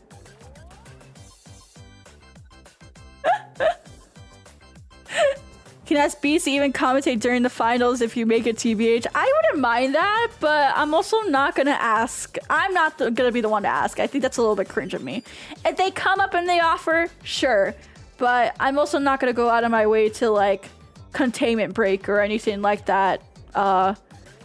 If they offer it, sure, but I'm not gonna go out of my way to do that because that's kind of cringe. That's kind of cringe. Kind of cringe to like self-insert yourself into places you probably shouldn't be. You know what I mean? But yeah, that I have to address it now because I felt really, really bad and I really wanted to stream it. But I'm scared if I do stream it, if I do commentate, we're gonna lose. And I'm gonna feel really bad if that's the case. So I'm just gonna keep watching from afar and enjoying it from afar. But just know I am cheering you guys on. I'm so freaking proud of everyone. I'm so proud how we came from literally bottom of the barrel to doing really fucking good, man. Like really, really fucking good. I self-insert myself to the Nyaru stream with this message, but that's fine! Thank you so much, Kenachor, for the membership for 14 months. Happy 14th anniversary to us. Thank you. Never forgive Jobber. Oh, never forgive Oka. Is he at least doing okay? You had to win in a pre-game tournament to even be allowed in. I'm not gonna jinx it though. Chalk Olev. I'm proud of you guys. Give an inspirational speech. Chalk, we've made it this far. And it's time that we take it even further. And I know with every single one of you guys here, we can hold our hands, go out onto the field, and do it together. Now say it with me! Chocolate! Chocolate! Chocolate! Chocolate! Let's do it! That's my inspirational speech. Thank you. If it gets put into the compilation, I swear to fucking God, hell, oh, I didn't answer the second part of the question. I'm sorry. Okay, so on a more serious question. What can we expect from the 𝗟𝘆倘 Idol in the final part of this year, especially with how many big events happened this year? Birthday's coming up next week, so you can do that. Yeah, birthday coming up next week. We have lots of birthday stuff happening. I already put out a preview schedule for those on membership and on Twitch subs on Discord. So if you want to see all the previews, all the good stuff happening for birthday next week, it's already posted onto the members and subs channels on Discord. Yeah. Other than that, I'm gonna try to do an outfit reveal, a new outfit reveal. Not a new outfit, but like a redo of my school uniform outfit. I really want to do that before the year ends. And then I mean, celebrate Christmas. We celebrate Christmas every year. Yeah, that's really it. Oh, and partner anniversary, I guess. Yeah, we'll do something for partner anniversary too. Yeah. Yeah, that's what I got. Alrighty, next question. Oh, we already did this one. We already did that one. What is your favorite comfort game? TF2. TF2 is my favorite comfort game because it just grounds me. It reminds me of simpler times and it makes me feel happy. Simple as. We already answered that one. Sending love, sorry for spam. Well, sending love back to you. I'm sorry for the spam. Silliness check. Have you been adequately silly today? I have been super silly. Do something silly right now. Okay, ready? 3, 2, 1. Sneed, sneed, sneed, sneed, sneed, sneed, sneed, sneed, sneed, sneed, sneed, sneed, sneed, sneed, sneed, sneed, sneed, sneed, sneed. Sneed, sneed, sneed, sneed, sneed, sneed, sneed, sneed, sneed, sneed, sneed, sneed, sneed, sneed, sneed, sneed, sneed. Thank you. Thank you. Thank you. Yeah. Thank you.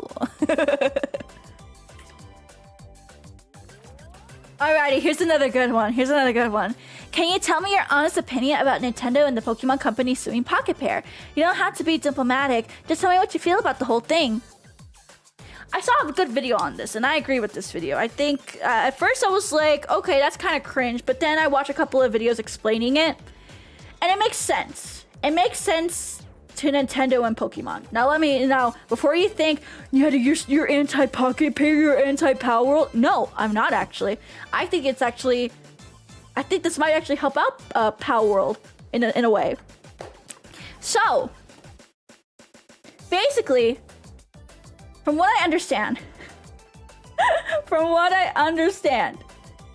Nintendo and Pokemon are suing Palworld and Pocket Pair for the throwing a ball and capturing a, capturing a creature mechanic, okay?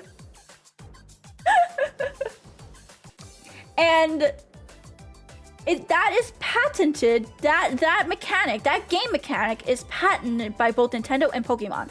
So that means anyone could technically have this mechanic in their game, but they need to get permission and the proper documentation from Nintendo and Pokemon Company to use that, okay? So, because of that, Palworld and Pocket Pair did not do that. So Nintendo was suing them for any lost revenue or damages occurred by Pocket Pair. So that for the use of the ball throwing the creature mechanic.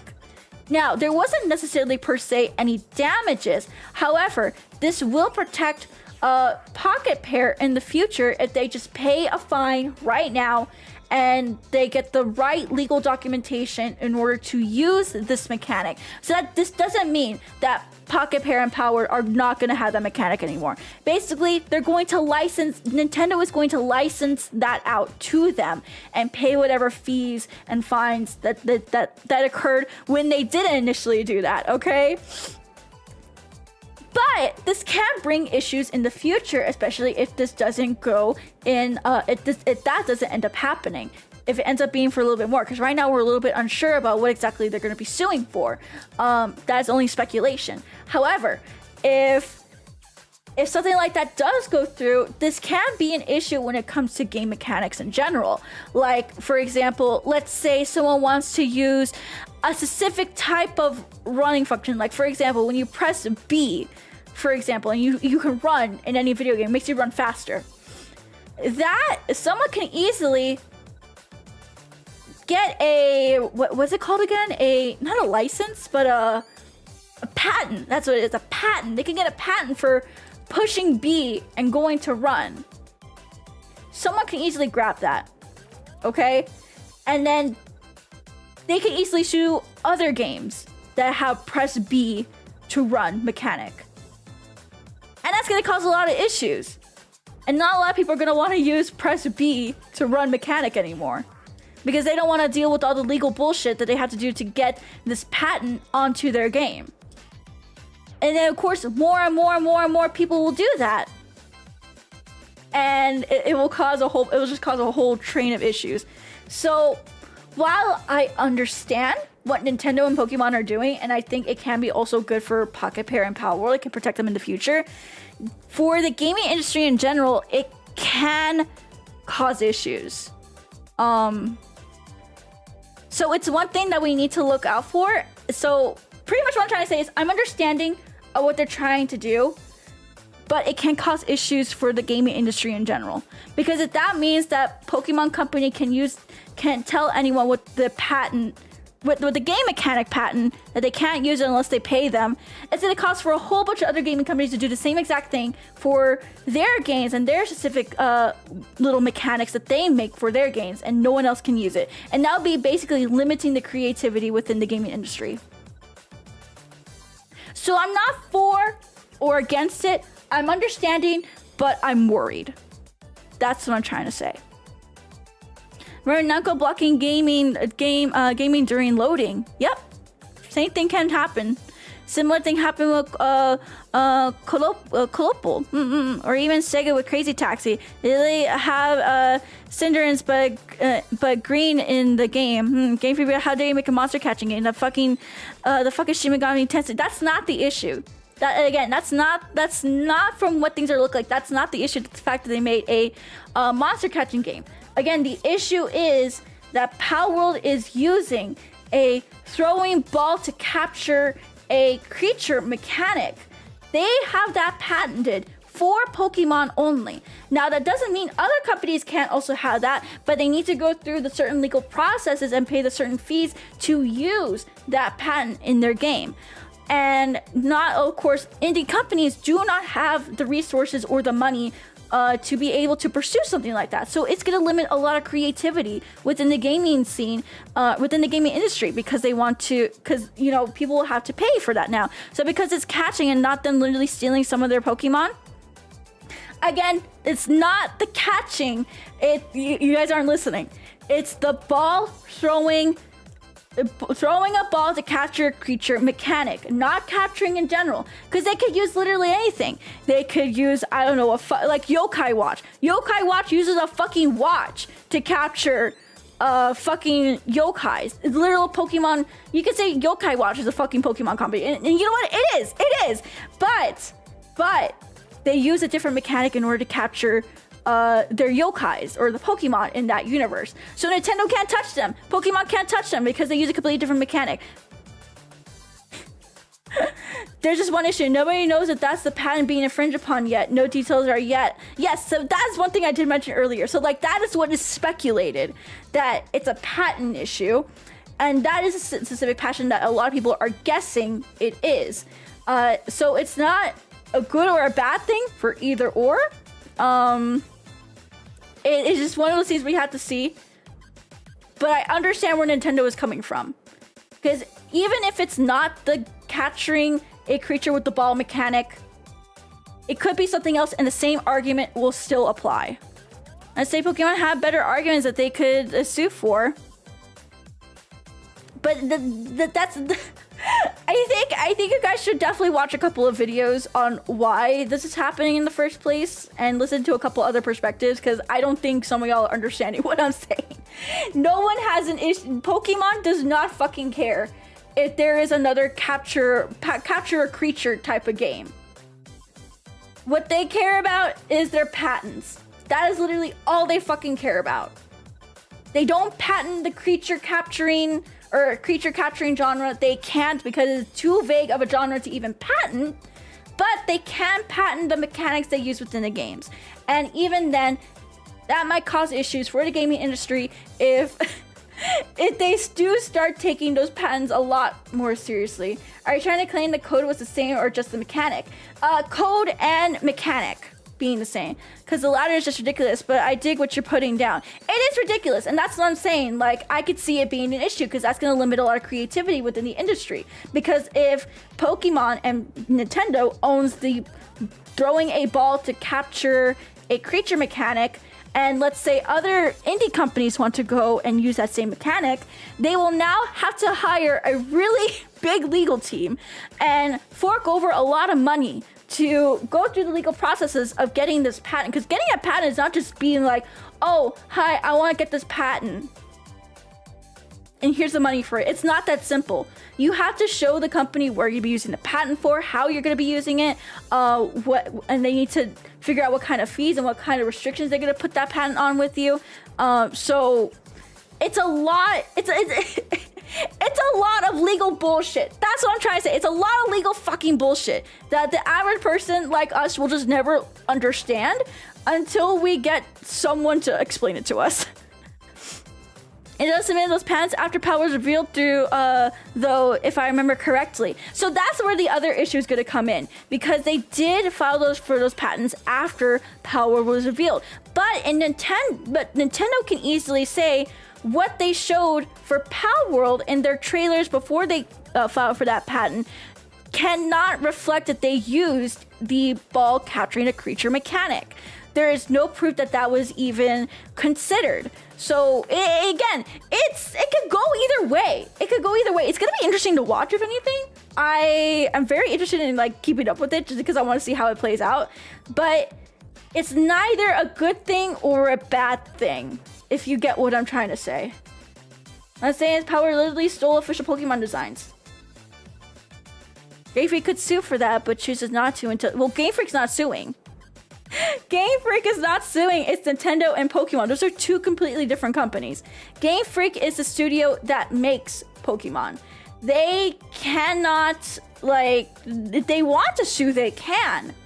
But that's not what they're being sued for, right? And Game Freak is not involved. And also, they didn't steal any designs. They didn't. They did not. They didn't. Because we could easily say Pokemon stole a lot of designs as well. I'm pretty sure they stole a couple of Digimon designs. Despite Digimon coming out after Pokemon, I think it was later revealed that some Pokemon were actually inspired or very, very close to some Digimon and some other monster capturing, you know, games. But it's complicated is what I'm trying to say. You can't copyright art style, you can't copyright anthropomorphic characters, unless it's a very specific design that they have the patent for. It's all gray area legal bullshit that can't be proved. That's my hot take on this. It's neither good nor bad. Actually, Digimon is the handheld Tamagotchi that came before. Yeah, like we're gonna get into like some actually type of territories where it's like, yeah, it could be set a huge precedent, and it could go either way. Exactly, that's what I'm trying to say.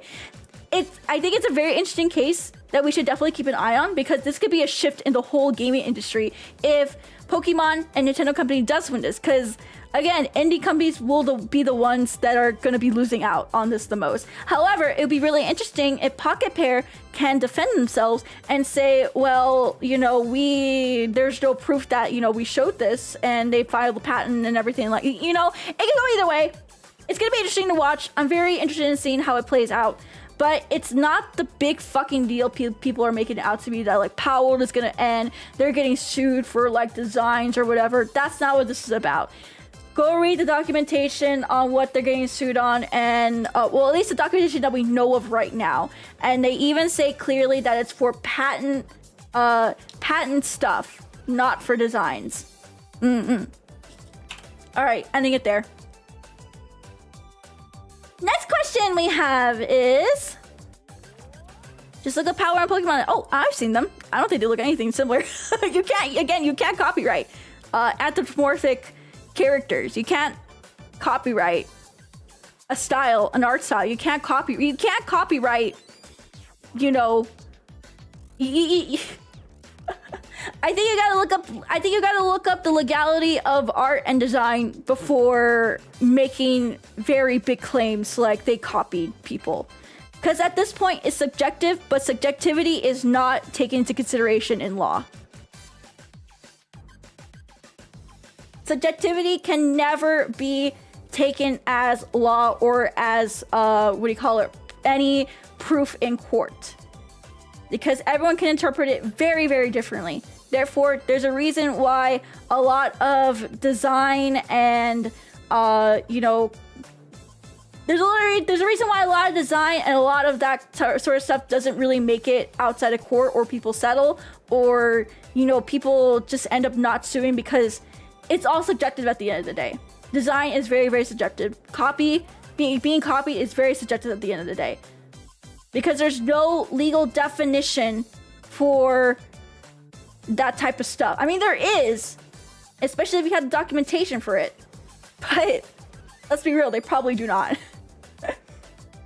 Would a pepper spray gun work with weirds that scare your dogs? Yes, please well, I won't say pepper spray people, but defend your dogs with whatever fucking works. That's all I'm gonna say.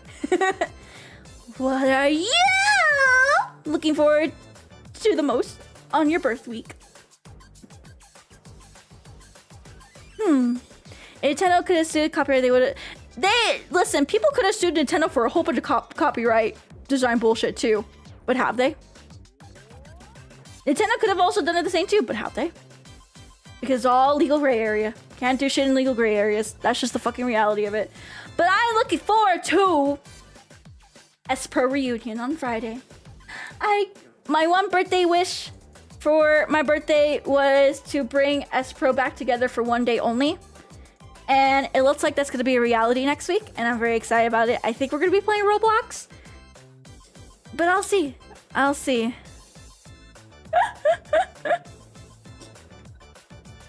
I'm very excited to play with all my. So if you don't know what I'm talking about, I used to be part of a VTuber agency called chuuu Productions. That's actually how I got my starting as a VTuber. But unfortunately, we disbanded last year in November, almost a year ago. Jeez, we disbanded in November of 2023 because of the declining health of our CEO, and we really couldn't see a future without our CEO. So we decided to just end things as they are, with zero drama, everyone just leaving on good terms. So this year, my one birthday wish was to get everyone back together for one day only, and I somehow made it possible. And I'm very, very excited to be able to sit with my 𝗬𝘄 siblings again and play video game. Yeah. Okay, we already answered this one. We already answered that one. We already answered that one. We already answered that one. We already answered that one. We already answered that one. I think we answered all these. I think we're good on this first round. Yeah, I think we're good. I think we're good. Alrighty, round one complete, chat. Round one complete. Round one complete. We did it, chat. We did it. We did it. Yeah, we did it. We did it. Okay, so I am going to move this marshmallow with the poem to a different folder, and then I'm going to delete the rest, and then I'm gonna get some other questions on here. Okay. Wave box. Okay, we have a lot more questions. Oh my goodness. That's a lot of questions. Okay, let's see.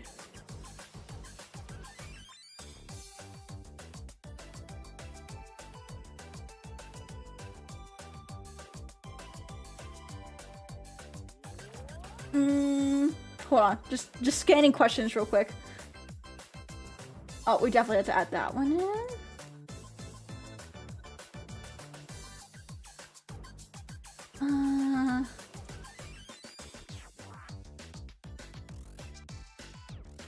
Save that one.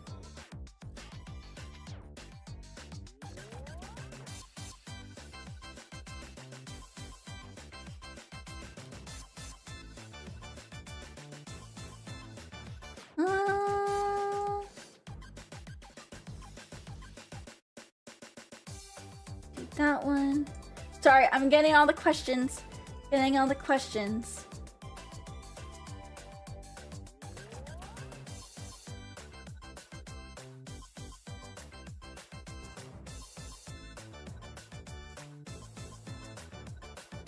Okay, we got everything. We got everything. We got everything. We got everything.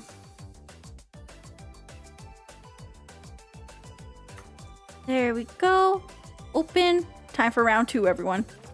Time for round 2. Round 2. Fight. Oh.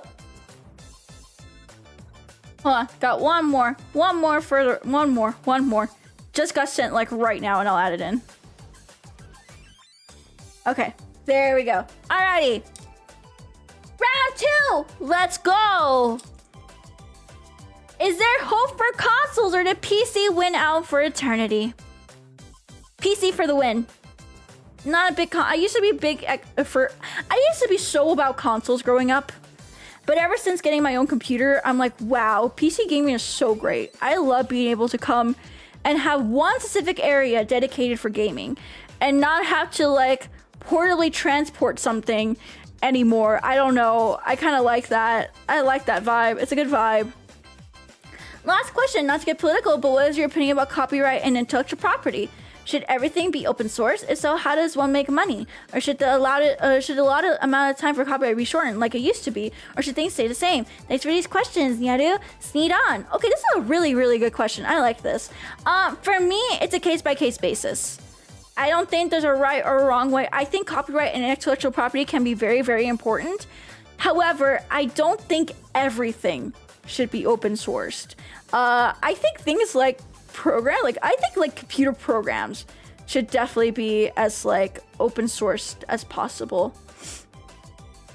Because, you know, not every program should have so many fucking restrictions. Like if I want, like for example, if I want to change like a window to be bigger, I shouldn't have to like fucking do some weird ass magic to make it bigger. It should be able to already be bigger, or it should be an easier way to make it be bigger. Like I shouldn't be doing like some fucking magic for it. But at the same time, things like creative projects, like games, or games, music, they should definitely hold a copyright, and I do consider it to be intellectual property. Now, should there be an allotted amount of time for copyright? I think so. But again, it's a case-by-case basis where not every single thing is the same. You know what I mean? Like, not, how do I describe it? I think I'm just trying to say everything is a case-by-case basis. Some things should be open source, very simple things. However, not everything should be open source. Not everything should have like, you know, soft restrictions either. Now, I'm gonna bring music into this because I feel very, very strong about like music stuff. For example, like I'm not trying to make profit off of like, you know, doing karaoke. I'm not trying to make a profit by having something as my background music. I just do it because I enjoy it and I really enjoy this music and I want to show people that I enjoy it. But intent is never taken into consideration when it comes to like music copyright or intellectual property of music. I think music companies are very fucking greedy. They're very greedy. And I say down with the music corporations and let artists control their own copyright and intellectual property and how their music is used. Because there are so many artists out there that would love it if like their music was used as like a stream background, or like someone was singing their songs, or they see covers. But music companies make it so hard for stuff like that. And I think that shit needs to stop. Now, it doesn't mean we should also be like stealing their music or anything like that, because I do think at the end of the day, the artists that do make like their stuff, and I say keyword, make their stuff, should be paid and should be compensated at the end of the day for making something that we enjoy. But the fact I can't, you know, sing a, for example, Taylor Swift song because the whole VOD will get bonked if I do, or I sing a Disney song and my VOD will get bonked because, you know, Disney's fucking greedy. Make it make sense. Make it make sense. Or deceased music artists. I think that's something that should be dealt out before they die. Hot take. Like if they don't want their music to be like for example, covered or, you know, shown in a certain way, they need to deal that out before they die. That needs to be decided before they die. Otherwise, when they leave it over for interpretation and then their family ends up getting mad about it, it's like, it's not you. The family didn't create this. The person made this. It's not fair to speak on their behalf when we don't even know what their wishes are.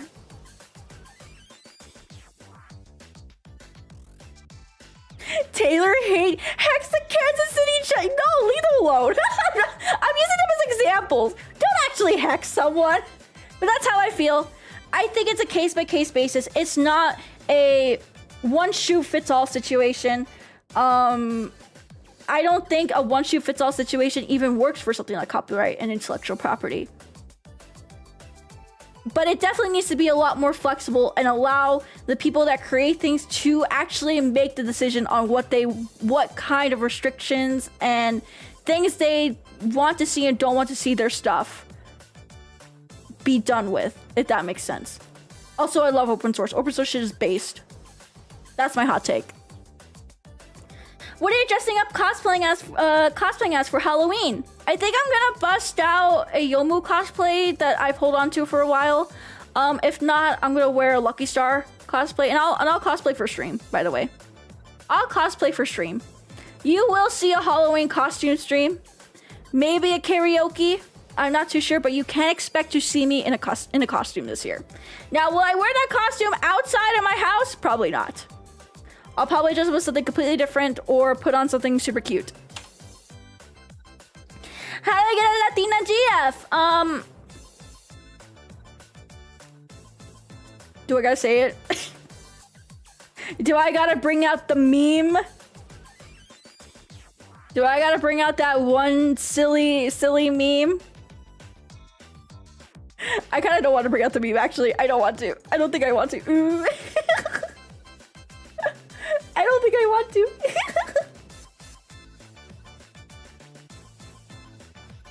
Hang on, talk about no be racist. No, not be racist.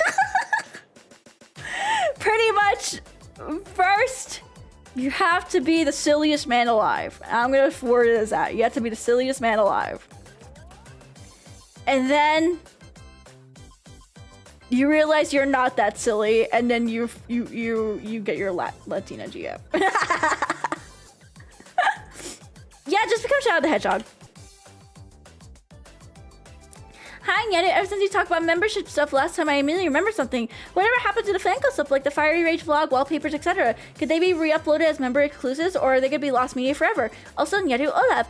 Yes, actually, I still have all of my stuff from my Patreon, actually. I think you're referring to all the Patreon stuff. Yes, I still do have all of that media, actually.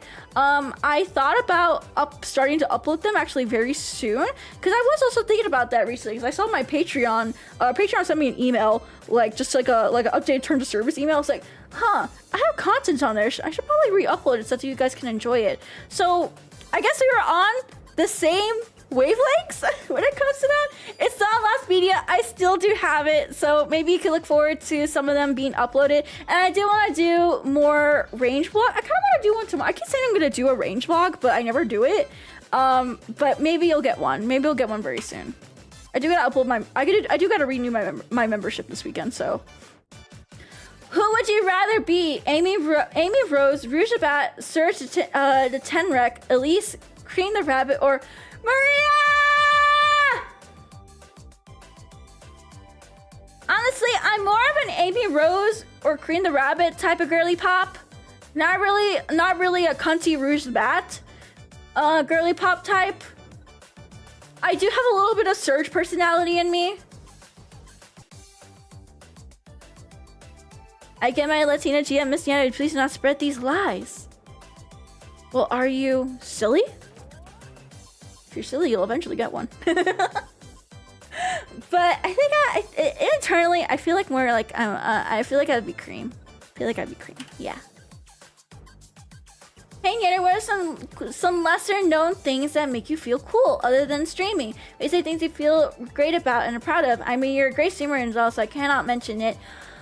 The fact I work my IRL job is adjacent to the VTuber industry. I think that is so freaking cool. And I mean not my streaming. Streaming is a completely different thing. I'm talking about my IRL job. It is adjacent to the VTuber industry, and it is such a cool job. I am so blessed to have this job. Basically, I'm a consultant that helps people understand the Western VTubing space, and eventually I want to get into consulting for the Western market who wants to understand the Japanese VTubing space. So I don't know. I think that's a really fucking cool job. Is telling people like about the industry and consulting and like helping them like navigate like, you know, these different markets. I always thought that was the coolest thing you can do, and I'm so happy that not only can I do that, but it's adjacent to something that I'm very passionate and something that I do pretty much every single day. So what better person to ask than someone who's a VTuber, if that makes sense. So yeah, I think that's like, I'm really cool and I'm really proud I can say that like that's my IRL job.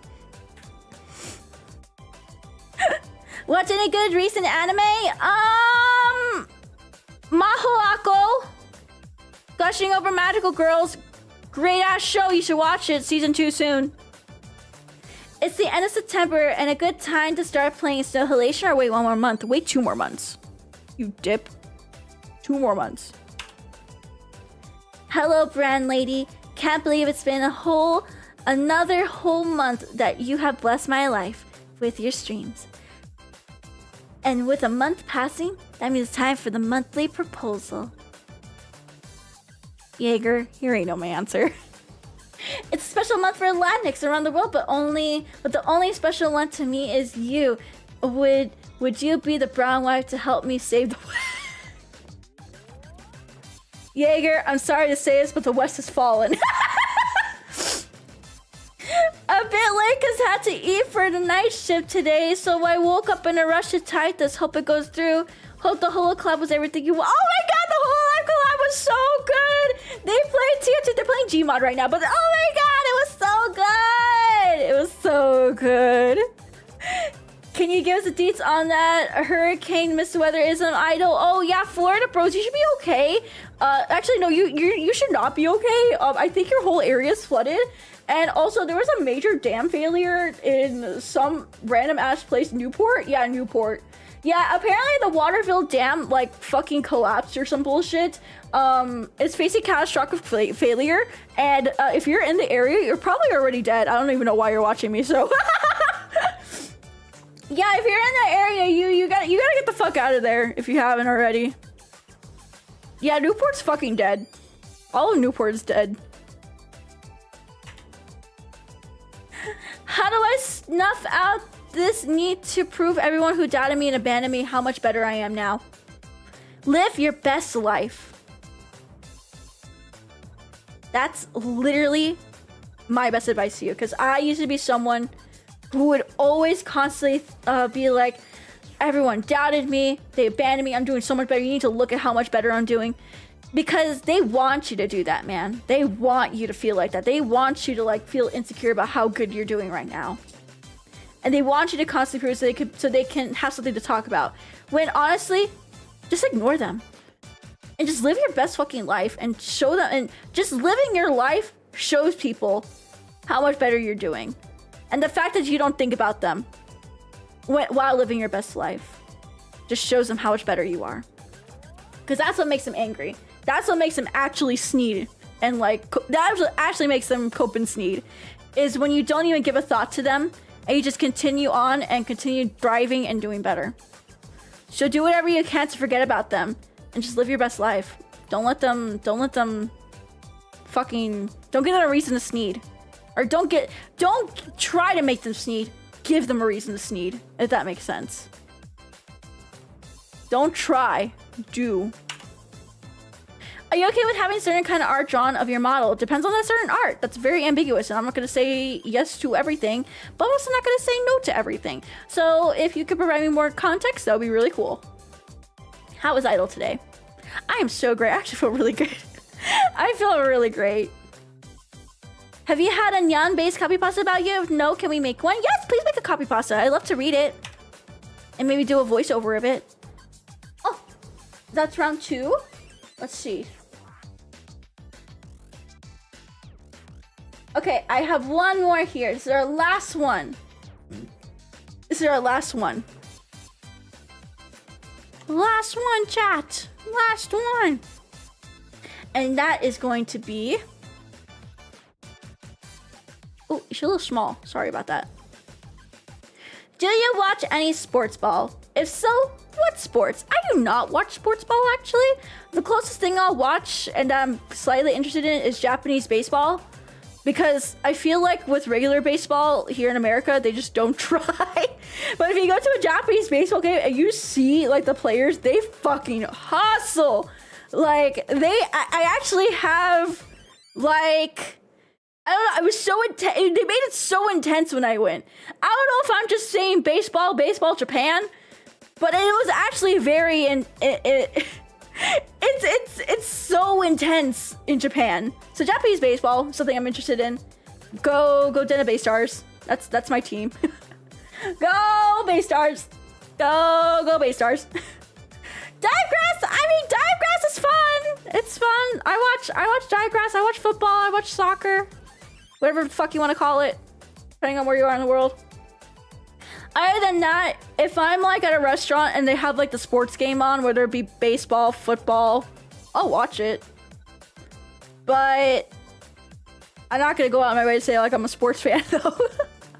There's a Japanese player on the LA Dodgers, Shohei Ohtani, and whose people are calling the greatest of all time. Can I tell you, that man is everywhere in Japan.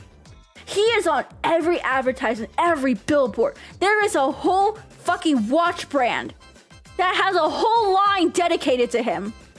He is quite literally the national darling of Japan right now. And I swear, if he gets shot in LA, it's gonna be like, it's gonna be the biggest fucking loss for the Japanese. Because you do not understand how beloved that man is in Japan. He is on Konbini. He's on Konbini water bottles, for Christ's sakes. He's everywhere. He is so beloved. Like, the moment you bring up his name, like, so many people will just be like, oh, I love him so much in Japan. So the 9/11 for... Yeah, it will unironically be the 9/11 of baseball if, like, anything happens to that man. He should be worried more about his partner's gambling hustles, GB. Okay, we're not here to talk about that. That's a completely different issue. I thought you were gonna say World War III. Okay, not that bad, but I will say it will be an unironic national tragedy if anything happens to that man. He is so beloved over there. Like, talk anything about baseball, he will be brought up somehow. Every chat, I'm not kidding you. Every morning when there was a baseball game in Japan, or not in Japan, when there was a baseball game in LA, every fucking morning I would turn on the news. So hey, reports! LA Dodgers, they were reporting on the LA Dodgers almost every morning on the news stations in Japan. And there was always like a 5-minute segment dedicated to him. Every news channel was like that, even the more serious ones. If he gets shot in LA, that'll be the weirdest day for anyone other than me. I'm just saying, like, I'm not kidding. If anything happens to that man, it's gonna be 9/11. So, like, the LA Dodgers better be, like, giving him the most toppest security ever. Because I don't trust that LA in general, okay? I think there was a similar effect when Hideki Matsuyama winning the Masters. Whatever that effect is, he has Japan on a whole. He is quite literally the poster child, the darling of Japan right now. It was just so astonishing how he's literally everywhere. He's in the newspapers, he's on the TV news, he's on the radio, he's promoting like a whole watch brand. He's on different konbini, like foods and waters and drinks, and there's like whole shrines just fucking dedicated to him. It's almost like a cult over there. So please, LA Dodgers, if you're watching this, for the love of God, protect that man. Please, for the love of God, protect that man. Because it will be 9/11 for Japan if anything fucking happens to him. Who's more iconic, Shinzo or Otahi? Otahi is way more iconic than Shinzo Abe. Listen, people in Japan actually hated Shinzo Abe. They did not like him at all. But of course they were stuck with him. He was the prime minister. What the fuck could they do? So they just went on his business. They say they didn't like him, but they also gotta like just fucking suck it up at the end of the day. Unlike us, we always gotta like fucking say how we hate certain political people. But anyways, that's not what it's about. Otani is definitely a lot more iconic than Shinzo Abe. Was Shinzo Abe the face of the Seiko watch brand? I don't think so. I don't think so. I don't think Shinzo Abe ever had a fucking Seiko branded watch.